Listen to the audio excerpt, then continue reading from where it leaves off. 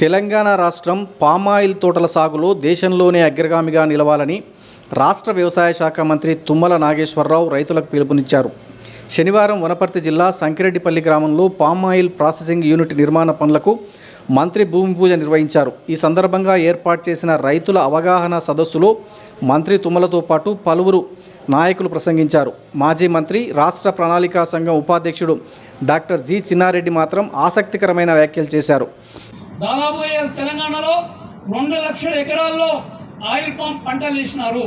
దాదాపుగా మనకు ప్రతి ఎకరాకు ఇప్పుడే జంగన చెప్పినట్టుగా 1,50,000 రూపాయలు మిగలడానికి కూడా మీకు అవకాశం ఉంది. ఒక్క ఎకరాకి 15 రోజులకు గెల వస్తుంది. 15 రోజులకు గెల వస్తుంది.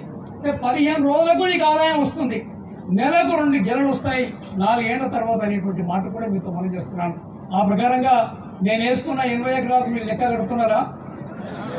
80 లక్షలు, దానిపైన 1,50,000, నాకు 1,20,00,000 రూపాయలు వస్తాయి ఎకరా మొత్తం పొలానికి అనేటువంటి మాట ఆయిల్ పామ్ ద్వారా అనే మాట నేను మీతో మనం చేస్తున్నాను.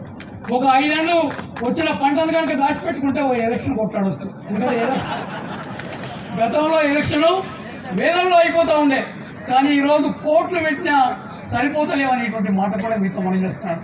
మొన్న నాకు ఇచ్చిన టికెట్ కూడా పైసలు లేవనే రాక్కున్నారు మళ్ళీ. అదే కారణం, వేరే ఏం లేదు. అందుకని దయించి రైతులందరితో నా మనవి, ఆయిల్ పామ్ పంటకు అందరం పోదాం. తుమ్మల నాగేశ్వరరావు గారి ఆశయం తెలంగాణని నెంబర్ 1గా చూపించాలనే ఉద్దేశం వారికి ఉంది. మనం తప్పకుండా సహకరిద్దాం. వరి నారు పోయాలన్నా, వరి నారు పీకాలన్నా, వరి నారు నాటాలన్నా, కలుపు తీయాలన్నా, కొయ్యాలన్నా, ఇంటికి తీసుకురావాలన్నా, మార్కెట్ తీసుకుపోవాలన్నా చాలా కష్టంగా ఉంది. ఉన్నాడు జనాలు ఎక్కడ పోలే. మహబూబ్నగర్ లేబర్ ఒకనాడు చాలా ఫేమస్, కానీ తాగి తాగి తాగి తాగి బాగా పాడైపోయినారు మహబూబ్నగర్ లేబర్. ఈరోజు ఏమీ పని చేస్తలేరు, ఒక రాయి కూడా లేపలేకపోతా ఉన్నారు. నాకే బాధ అనిపిస్తుంది, ఎట్లా ఈ తాగుడు మానిపియాలని. ఎట్లా టీఆర్ఎస్ వాళ్ళ ఘనత అది. ఈ 10 సంవత్సరాల్లో ముక్కు మూసి కళ్ళు మూసుకోమని మన నోట్లో బాటిల్ పెట్టి తాగిపించినారు, అలవాటు చేసినారు, ఓట్లు వేయించుకున్నారు, 10 సంవత్సరాలు పరిపాలన చేసినారు.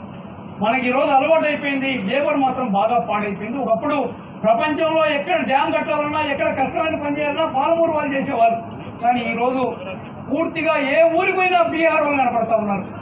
ఆ ప్రకారంగా మన పరిస్థితి మారిపోయింది. కాబట్టి నేను కూడా నాకుండే మొత్తం పొలాన్ని దాదాపుగా ఒక 80 ఎకరాలు ఆయిల్ పామ్ వేశాను. నేను వేసి ఒక 5 నెలలు అయిందనేటువంటి మాట కూడా మీతో మనం చేస్తున్నాను. మంచిగా ఏపుగా పెరుగుతూ ఉన్నాయి. పోయి పొలానికి పోయి చూస్తే తుమ్మల నాగేశ్వరరావు గారు ఏమాదిరిగా హైదరాబాద్లో కార్యక్రమాలు ఉన్నప్పుడు హైదరాబాద్లో ఉంటాడు.